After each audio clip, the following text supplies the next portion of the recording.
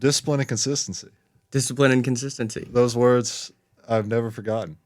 And I definitely attribute those to you. At first, when you told me, or to the team, you keep these two things, you'll go anywhere. I was like, oh, they're the same thing. But then you realize over time that, discipline is like, in my interpretation, is the action. Consistency is discipline multiplied. Absolutely. Yeah. Absolutely. It's in sport and life, and in any industry, there's people who want to be successful, that urge to reach the top, and 99% of them don't. And it's because they're lacking one of those two things. And you can throw passion in there, because passion will drive your discipline. But does passion fuel your consistency for it over an extended period of time? Right. A week is easy. A month, kind of easy. Can you do it month after month after month? And consistency looks different. Everybody thinks consistency is a straight line gradually rising. But sometimes it's got its valleys and it's got its peaks. But as long as you're attacking it day in and day out with some level of passion, you'll find that consistency. I'm glad you brought that up, that it's got its valleys, because that can be demoralizing at times when you're like, man, I feel like I just wasted a day. When really, you maybe spend a day doing R&D for whatever you're going after. And, it felt like it was wasted time, but you had to explore different paths and it's just all part of being consistent. Absolutely. I mean, it's, you go into a gym, and I watched you in a gym for 4 years working on your game. You had days where you missed a lot more shots than you made. Now, was that a wasted day? No. It was a day for you to figure out, okay, why was I missing that shot? What was I doing to cause that? Were my feet off balance? Were my shoulders not square to the basket? Was my follow-through not where it needed to be? And so those misses can be a lot more educational than the 100 straight makes. Right. Because at a certain point, once you're succeeding, you don't necessarily go into autopilot, but you get in such a zone where you don't think about why you're making it. You just are on muscle memory. Mm-hmm. And those misses create that muscle memory. Those mistakes help you figure out what is my best course of action. Welcome to the Gulf Coast. Welcome to the Gulf Coast. Welcome to the Gulf Coast. Welcome, guys, to the Gulf Coast Music Podcast. Today's new wave, Coach Niland, Patrick Niland. Thank you. Thank you for having me, Quincy. Thank you so much. It's a pleasure to be here. You've done a phenomenal job with the podcast. You have grown this audience through various industries, having politicians and comedians and musicians, and I'm glad to be the first basketball coach on. I enjoyed coaching Marcus behind the camera. Yes. When I was coaching the JV team here at Spring Hill, and then the assistant for the varsity team. So it's a pleasure to be back here. So walk us through your route of becoming a basketball coach. So, I mean, you could say it started at birth. I knew pretty early on, and when I say pretty early on, that's 5 years old, that I wanted to coach. My dad was a college basketball coach. I was at his games and at his practices since I was out of the womb. And so it's one of those things, you're 5 years old, you're at the mall. I was at Bel Air Mall with my mom at Dillard's or Sears or one of those, and they've got the little kid suits. I was like, I want one of those so I can run out with my dad and his team at 5 years old. So, early on. Did you ever find yourself, trying to coach your friends in, rec basketball? Yes. Two of my dad's former players, Selwyn Palmer and Larry Burgess, who are still in town. Selwyn Palmer he coaches MMA across the bay, and Larry Burgess is... So he was taking charges. Yeah, he definitely taught me how to take charges. He knew the physicality of the game, but they always laugh because they told me a story, and I remember it clearly. It was 12 years old. We were in YMCA ball over at E.R. Dixon, and we're playing a team that was a lot better than us, and our team was not playing as hard as I wanted us to play, and I'm 12 years old. And so when I go into... this has been going on for a while. And so I go into the huddle, and I address the team and use some choice words that I'd probably only ever heard in one of my dad's huddles or in my dad's locker room at the time, and they laughed, and they were like, this is little Joe Niland in the flesh. Right. I imagine the documentary at 12 years old. Getting on his teammates. No, that's cool. Yeah, and then progressing forward, when was the First real experience in coaching is, I'm playing high school ball. I have, do I want to go play in college?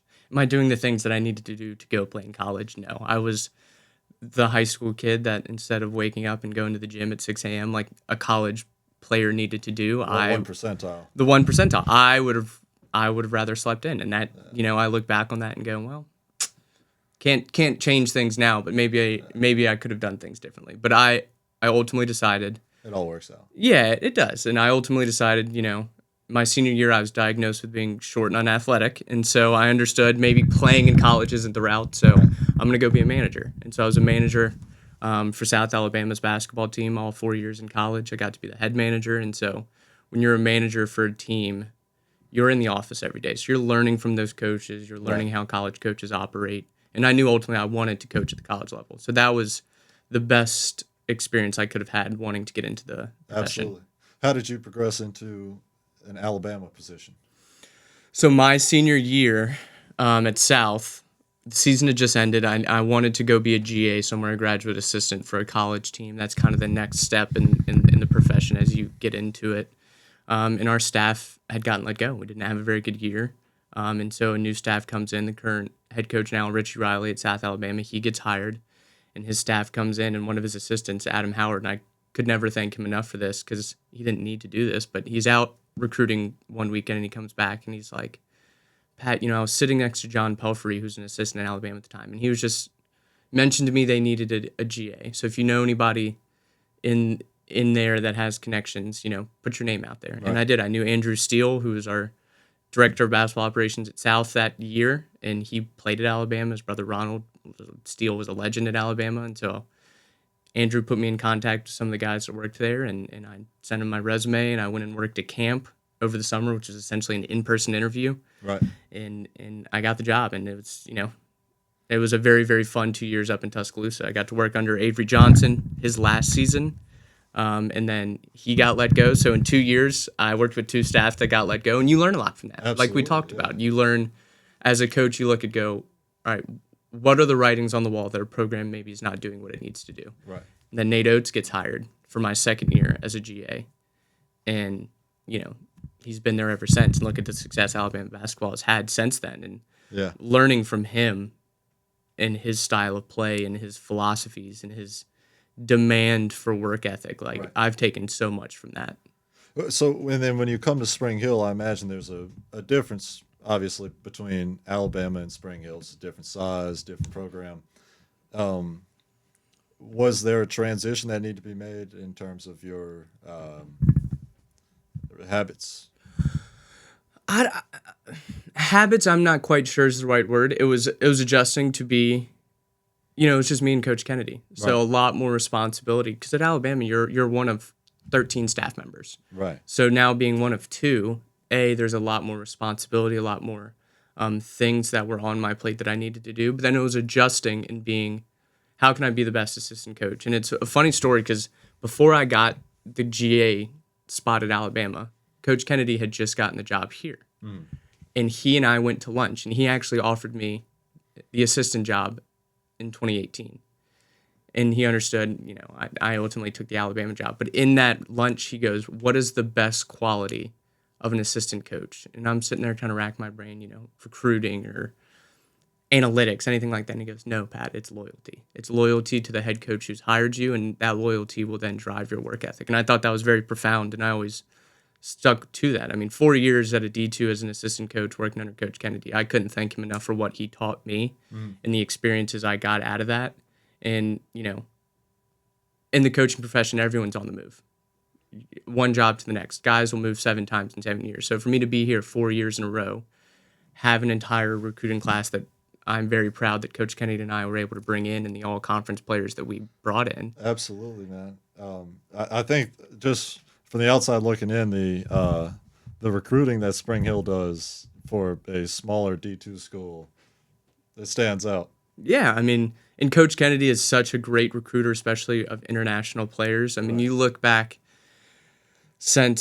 I'll just speak on since when I got there, which was in 2020, you have Tana Copa, Baril Kabamba, David Daniels, Who else do we have? Walter Peggs, Rocco Lumino, Stephen Lyles, Isaiah Veal. That's 7 all-conference players in 5 years. I mean, that quality of recruiting, it speaks for itself. And it was led by Coach Kennedy. I was very glad to be helpful in getting some of those players, but I could never take the credit for that. It was a 2-man team, and I think we were a pretty good 2-man team in doing that. Yes, sir.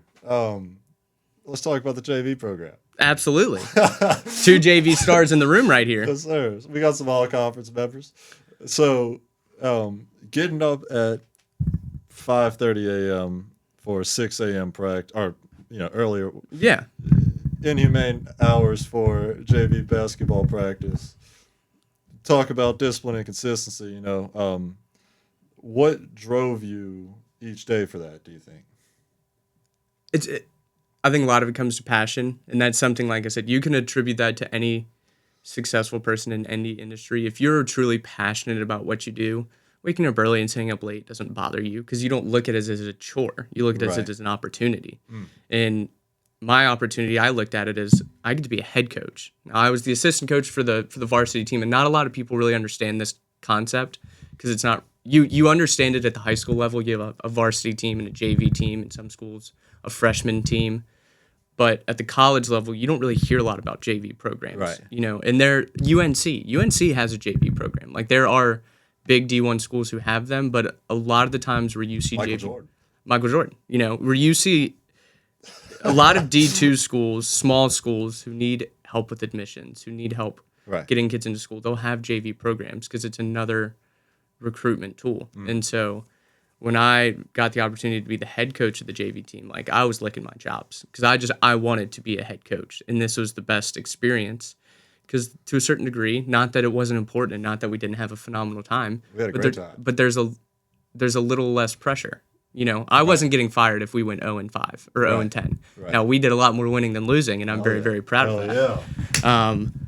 But it was just the passion to have the opportunity. And I know you guys sometimes struggle to wake up early in the morning for those, but you did it, and you did it for 4 straight years, and that's a very commendable thing because you weren't getting scholarship money. Right. You were doing it for the pure love of basketball. I was gonna say, and like you mentioned that you weren't getting a pay raise by doing. No. So the whole concept is purely passion. Music feeds the soul, but food feeds the future.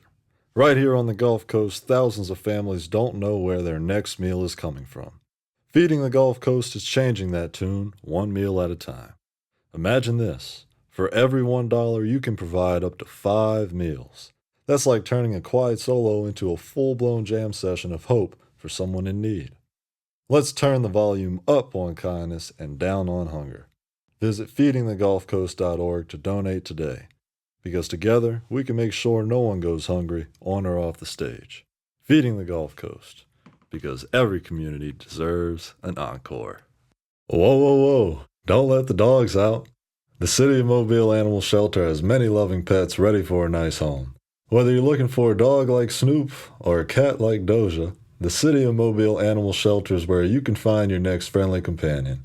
They're located at 855 Owen Street, and you can stop by anytime between 10 a.m. to 4 p.m. We all need a little bow wow in our lives. Call 251-208-2800 because the City of Mobile Animal Shelter has you covered. That's 251-208-2800. Roof.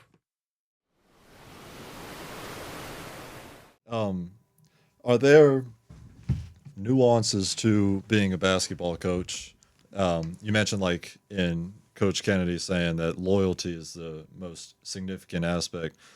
Are there other nuances that come that you need as a basketball coach besides, like, just winning games, working hard, things that you notice along the way that have helped you? Yeah, because ultimately you are a leader of an organization. It's like being a CEO of a company. You have to be very organized, and you have to be understanding and open to different personalities and different learning styles. Coaching is teaching. It's how do I get what I want my team to understand of 15 guys who all learn differently and understand different languages sometimes, especially, and I mean that in a literal term, especially if you have international players. How do I create one common understood language between my program for them to operate at their best? Shell. Shell, offside, ball side, fire. You have these different terms for your systems. And while, Marcus coming in may know very little English because he's Swedish, he understood fire. That meant trap. That's a one word understood common term. And so having that and being able to get 15 guys on the same page and understanding that takes organization. It takes patience. It takes, sometimes harsh discipline. Right. Marcus understood 17s pretty. Yeah, I think all of you understood 17s pretty quickly. Yeah. In the structure of a basketball coach's career, does it ever feel kind of staggering that maybe the goal is to be an NBA coach or at whatever position? You're like, man, there's just so many stops that might happen along the way, or in any career you see it. In music, an artist could have one song that blows up, and he gets the opportunity of a record label deal, or maybe a basketball coach wins a big game, gets seen. How does that feel? I mean, I think you have to enjoy the process of it. I look at it this way. You're either goal oriented or you're journey oriented. Right. And a lot of the times you can get really, really frustrated if you're just solely goal oriented. I want to be at point B by my 10th year in, or whatever that may be. And it's good to have those goals, but you have to understand life is not a straight line upwards. It's not exponential growth. Right. And in comparison is the thief of joy. I've really tried to internalize that because, some of the guys that I worked with at Alabama, they're in positions that I would love to be in. Right. But also at the same time, I'm a head coach now at a high school here in Mobile at St. Luke's Episcopal. And I have, a wife and a daughter, 3 months old yesterday. And so congratulations. Thank you. It's and some of them don't have that. And you won, man. I enjoy where I'm at. Would I like to be higher down the road? Absolutely. I ultimately want to be a college head coach. Right. I don't have any problem saying that. My dream job is South Alabama. Right. My hometown. I don't think they've had a head basketball coach from Mobile in their history. I think that would be something that would. You're him. Who's to say? Who's to say? I'd like to think one day down the road that's an opportunity that I get, and if I get it, I'm going to make the most of it. For sure. That's awesome to already start manifesting that. In coaching a high school team, what are some differences between that and college? And keeping it a little bit more simplified. So my defensive system, my offensive system, what I could instill in y'all at the college level. Maybe I don't have time at the high school level. We don't have as many practices. Our players aren't as athletic, or maybe they don't understand the game as well as a college player does, and that's understandable. There's levels to everything, and so having a little bit more patience and a little bit more understanding that, okay, I need to spend more time on the very basics of what I want them to understand than maybe I would have need to spend with y'all, because you guys picked it up a lot quicker and you understood it because you learned it at the high school level. And so having the opportunity to coach these high school kids and hopefully for some of them help them develop enough where they get an opportunity to go play at college and get a scholarship offer, that's fun. And I think I have a distinct advantage to some high school coaches because I have recruited high school kids at the college level. So I know what that process looks like. Right. I was going to say, I imagine there are many times where you're like, I've been at the college level. This is what it takes. Mm-hmm. Mm-hmm. Yeah. And understanding the recruiting process, because college recruiting is so vastly different now than it was 5 years ago, and even more drastically different than it was 10 years ago. And that's because of NIL and the transfer portal. And so a D2, for example, like Spring Hill, when that season ends, your first look is, okay, let's go look at the transfer portal. Can we get a college player in here to fill the voids that we've lost either through players transferring or graduating? And instead, what it was 5 or 10 years ago is, all right, let's go. We've got to be at the high school gyms every day finding those kids to fill that void. And so it's pushed the recruiting timeline back in terms of high school kids, instead of getting those offers and commitments in October or November. It's not happening till March or April. And so that that changes Right. things. Kids get a little bit more anxious because they're going in the last couple months of their senior year of high school and they haven't committed to a college yet, and that can be very frustrating. For sure. Yeah, I think this is a good segue. What's your opinion on NIL, and if you were to become coach at South Alabama, what or any college, what are ways that you would approach it the correct way? I think it's hard. I mean, as a coach, you just have to operate within the means and the bounds that you're structured in. So, Yeah. Coaches don't have the ability to change the rules. Now, when I left Spring Hill in August of 2024, I took the job as the director of Jags Impact, which was South Alabama's NIL collective for their athletic department. So from August of 24 till the beginning of March of 25, I was fundraising and working with the coaches at South Alabama on how are we going to pay these kids? What are we going to pay them? Wow.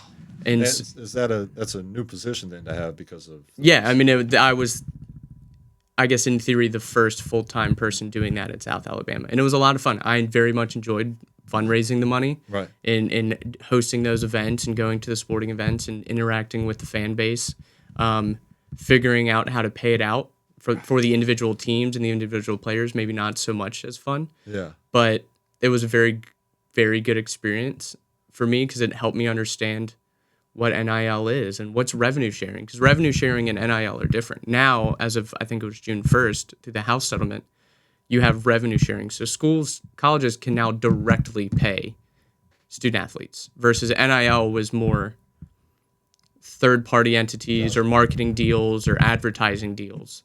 And so how I would ultimately view paying players at the collegiate level is there should probably be 2-year contracts signed by the athlete. So if they leave after year 1, they forgo that second year of payments. And then you institute something like how European soccer has it, where there's a transfer fee. If the quarterback at South Alabama, who we're really raising money to try to keep, for example, gets offered $2 million to go play at a Power 4 school, 10% of that payment should go to the school they're leaving. So you have this trickle-down economics within college athletics. So what that does is the Power 4s are then supplementing the revenue sharing in the NIL for mid-majors. So now those mid-majors have money to go get players and go. So it's not the 1% getting richer and richer and richer and everybody falling to the basement. It's this fair and equitable trickle-down of money where everyone's winning, and non-revenue generating sports aren't getting cut, because that's something that everyone is really looking at it right now is the golfs and the tennis and these sports that don't generate any revenue, like can they be sustained in this model? That's interesting that those types of sports have faced tougher circumstances because of the NIL on the main sports. Mm-hmm. And it's I don't think it's fair. I think every kid, regardless of sport, should have their opportunity to go earn a college degree and play that sport. And, it would really hurt a large portion of these colleges if you cut those programs. Smaller colleges, D2s, D3s, those low major D1s. If you're having to cut golf and tennis and track and field and whatever it may be because the money isn't there for them, well, A, you're losing a portion of your student population. But B, can those schools be even sustained when you lose that portion of your population of students? Can it stay open? And you're seeing schools all around the country close because they're facing financial issues, especially post-COVID. Great answer. Where do you see basketball in the next few years? I mean, I think it's thriving. I think college basketball more specifically is maybe more popular than ever because the NBA is polarizing. Some people say they can't stand watching the NBA for on-court reasons or off-court reasons. And to a certain degree, college basketball, people view it that it's still played the right way. Basketball, it's what basketball should look like. It's not as much isolation and one-on-one ball and deep shots. But you also are seeing through NIL and through the transfer portal, you aren't seeing kids stay at one school for 4 years. So what I've told people is you have to be a real true fan of the team and the school instead of individual players, because you may not be able to enjoy Quincy Curley at Spring Hill for 4 years, but you have to enjoy Spring Hill and have to be a supporter of Spring Hill. It wasn't the easiest thing. No, like I was a big fan of Quincy Curley, but there were days maybe I wasn't as big of a fan. Exactly. That's a good answer, though. It's I think you see that especially in basketball and football at the college level. It's always kind of been more entertaining because there's less drama and you just don't know what's going to happen in the games because they're less experienced. Mm-hmm. And like you said, it's less ISO, less just over the topness. It feels like in the NBA. Right. And it's not to say that the NBA isn't the highest level of basketball. I'm a firm believer in that. You have the top 1% of the 1% playing it. But in a season that's 82 games long plus a postseason, Right. And you're getting paid $30 and $40 million a year to do it. It's the risk and reward factor of, all right, if I go play my hardest for 82 straight games and I bust my knee out in game 30, and I lose out on $20 million because of that, Right. well, maybe I'd only go 75% effort for the first 60 games. And then those last 22 games, I go all out. And that's that. I think you see a lot of that. I think that's why players sit out, Kawhi, things like that. Yeah, I was at a Pels game last year, and it was like the third quarter, and it looked like a men's league. They had the backups to the backups in, and they were just jogging around, and the fans were just kind of looking at each other. And it's frustrating seeing that because of the price of tickets these days. Like my dad always talks about, because my dad's dad, my grandfather, Joe Niland Sr., he worked for the Buffalo Braves, which is an ABA team, and so my dad was courtside for a lot of high professional basketball games. And at that point in time in the 70s, you could take a family of 4 or 5 to a game, and it didn't break the bank. Yeah. Now, with the price of tickets to NFL games and NBA games and UFC events and wrestling events, the average man is getting priced out. They're maximizing ticket price over capacity. And so when a family of 4 does finally drop the money to go to these games, they want to watch the stars. They don't want to watch the third string guy play. Yeah. And so that can be really frustrating for the fan base. Zooming all the way out, as this is the Gulf Coast Music Podcast, music is a field that is not needed, but it is. And I think sports is the same way. It's another form of art. Right? Absolutely. Can you just elaborate on the fact that those careers are able to thrive? Sports generates a ridiculous amount of money. And again, it's not something that provides shelter or food. Just elaborate on that. Yeah. Both provide escape. Right. Right now we live in a very, sadly, very divisive time in American history. And it's not unique to us. Go look at the 1960s. There are a lot of similarities and parallels to what was happening in the United States at that point in time and what's happening now. Give us some examples as a history teacher. Let's talk about something that is very recent. 2 days ago, what is it? Today's Saturday, so Friday. 3 days ago, we saw a very, very tragic and gruesome assassination of a political activist in Charlie Kirk. And 3 months ago, we saw the assassinations of a Minnesota state congresswoman and her husband. Mm-hmm. We're seeing this political violence on the rise. In the 1960s, you had JFK, you had Robert Kennedy, you had Martin Luther King, you had Fred Hampton, you had Malcolm X, all of these political figures. There was a lot of political violence then because it was a very divisive time in American history. You had the civil rights movement, you had Vietnam, the war in Vietnam really growing, and people were very much against that. And so it's almost like it came with the job back then. It did. You had to understand what you were getting into, and what it goes to show is it takes a lot of courage to speak publicly on very, very polarizing topics. But it is something that in this country we have our inalienable rights: freedom of speech, freedom of peaceful protest, freedom to own a firearm. Right. And regardless of how you feel one side or the other on these topics, it is, as American citizens, our duty to make sure those are all able to be practiced by all sides. Right. And I think it's very important to understand that, you're what, 22? I'm 29. I'm teaching kids who are 15, 16, 17 years old. In 10 years, it's going to be our responsibility to make sure that those rights are still practiced and able to be practiced by everyone. Right. And so Just because like LeBron will dunk on somebody and point at him after doesn't mean he deserves to get shot. for it. Right. Absolutely. And music and sports are allowed. They give us an escape from reality. It gives us entertainment to be entertained for 2 or 3 hours at a time. And music, look, I always tell people, because I grew up, I was either in a gym or I was at a concert. My brother AJ created Hookah Entertainment, and Hookah Entertainment created the Hangout Music Festival. It created Buku Music Festival in New Orleans. It created Tortuga Music Festival in Fort Lauderdale. Awesome. So I always told people, if I didn't get into sports, I would have done something on the music realm. Right. I'm not musically talented, but the idea of putting on an event for people to enjoy, that is no different than putting on an event for people to enjoy, but it's sports. Right. They are two sides of the same coin. Yeah.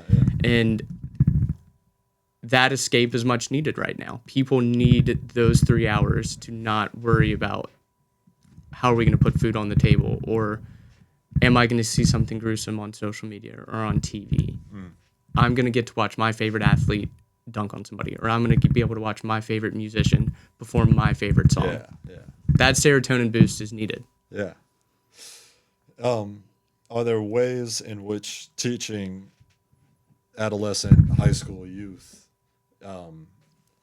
that is like obviously different nowadays than it was 15 years ago before the age of technology? Like, are there ways that you notice maybe it's tougher to teach them because they see the news on their phones in real time, or they're too distracted by the news?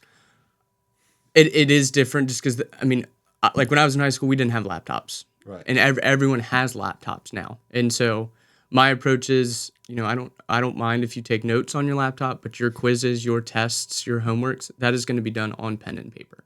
That is still a very important way of operating. I'm a firm believer information retention is a lot stronger if you're writing it down versus typing it.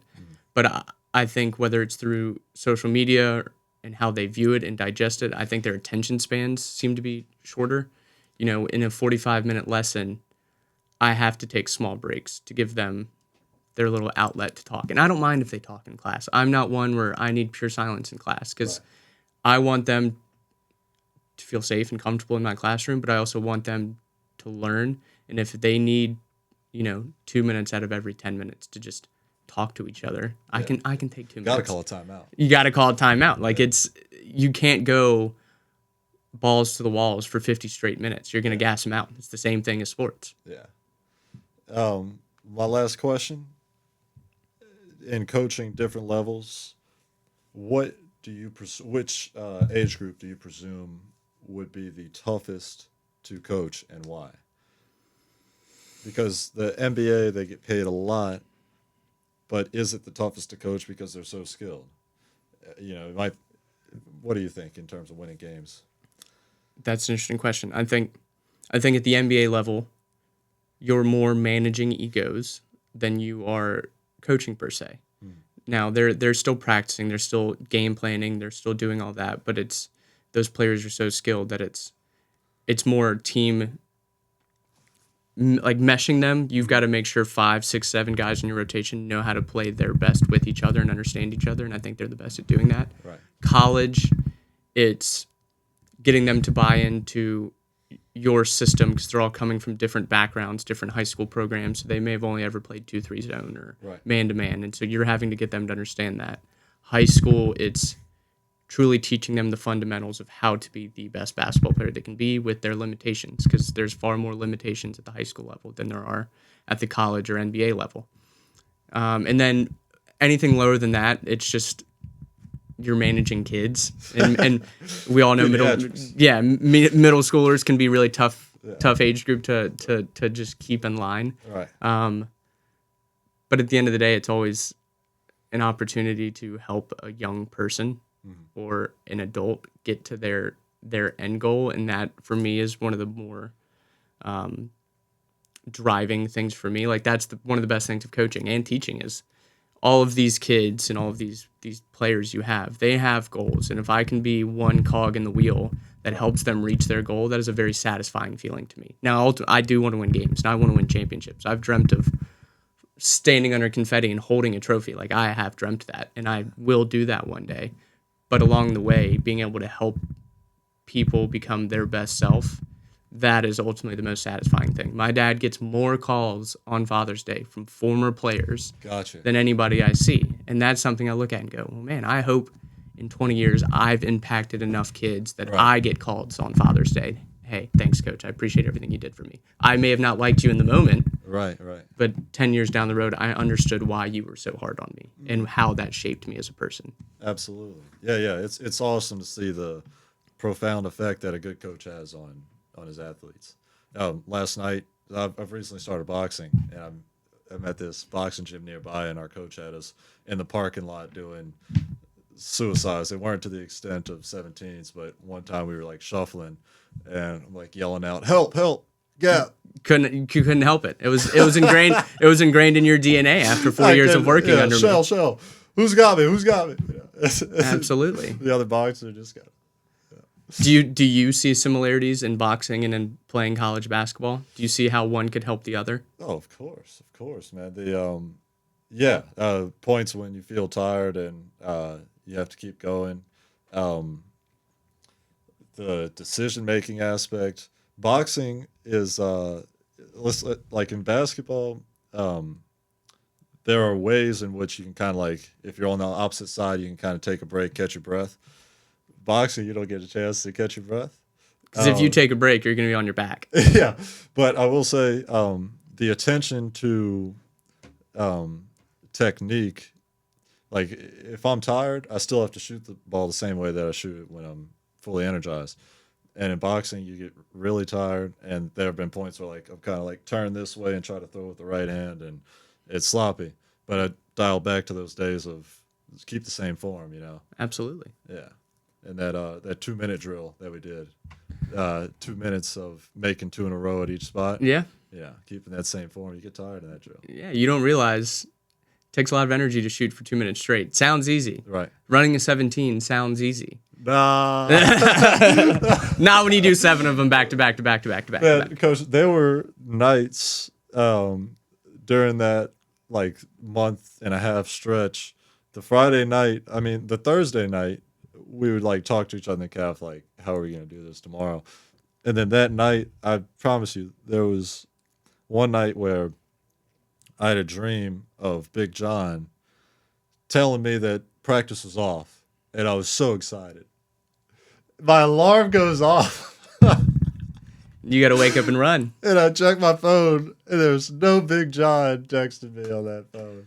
But that to me, I think was an important thing for y'all. Y'all PTSD. There's PTSD, but there's something about group suffering, right? Right. And I was talking to a player of mine now. His dad was in the Army for 20 years. And I kind of said the same thing to him. I said, group suffering creates group bonding. Mm-hmm. And y'all, for a month and a half leading up into our season, we would condition. And Right. I'm a firm believer my conditioning was very hard, and it was hard for a reason. Right. A, we were the best conditioned team every season, and that was an advantage for us. Yeah. But B, that group suffering of having to wake up at 6 o'clock and go run Right. as hard as y'all did and as much as y'all That was did, tougher than track practice. I don't doubt it. And that was my point. Right. But it made y'all so much tighter and together as a team because you suffered together and you also succeeded together. Those, if you remember, I made my fantasy football team run 17. There you go, as you should, because it creates success, and it's one of those things. I didn't make y'all get the times those first 3 weeks, right? I tracked your times, and I showed you what your pace was. And every week you saw a little bit of a progression of getting better. Right. So by that 4th week where you did have to make your time of 7:17s, it wasn't an impossible feat because you had already seen the growth and the progress. Right. And I think that's an important aspect of teaching anyone or running an organization is show the progress, show the small successes so that when the time comes to succeed and to produce, it's not foreign. You understand what that feels like. Absolutely. And that probably is the biggest way where basketball is translated to boxing, the 17s. 17s. Everyone remembers the 17s. Any player that has ever played for me, that is one of the first things out of their mouth is 17s. Yeah. That is if there's anything that ever happens in my life where it's tough, immediately dial back. Hey. It's like a superpower. Yeah. It is. You ran 7:17s in a row, and you Average under 60 seconds, by the way. I just want to put that out there. I might not be good at much, but the 7:17s, I'm the record holder. agreed. You were the man at it. Marcus, do you have any questions? That's surprising. Quiet man. Yeah. Is there anything else that you'd like to bring to the table? I mean, for anybody in Mobile, go support your local sports. Go to the high school basketball games and go to the high school football games. Go to South Alabama sporting events. Go donate to the Loyal, Strong, and Faithful Fund at South Alabama. You know, our city needs to grow, and we have grown, and we have done amazing things over the last 10, 15 years. And we can continue to do that when the spotlight is shown on Mobile and the success of college athletics through South Alabama and the success of high school athletics through all of the high schools in this town will garner that spotlight. And so the better South is at football or basketball or baseball or softball, the more TV time we get. And that means Mobile is shown more on the national level. So go support, go get out, go come to St. Luke's basketball games. Would love to see everybody out there. You know, Mobile is a special place to me. Born and raised here. I've only lived away from it for 2 years. So I love this town. I want to see it be its best, and I think we're on that path. So go out, get off your couches, go to events, go to concerts, go to the Sanger, go to the Mitchell Center, go support. Sheesh, man. Do we still have time? Niland for mayor. From deep. Thank you, Coach. Absolutely. Appreciate you. Thank you guys for tuning in to another episode. Go catch Coach Niland at a St. Luke's game and cheer on the local Mobile scene regardless. Welcome to the Gulf Coast. Welcome to the Gulf Coast. Welcome to the Gulf Coast.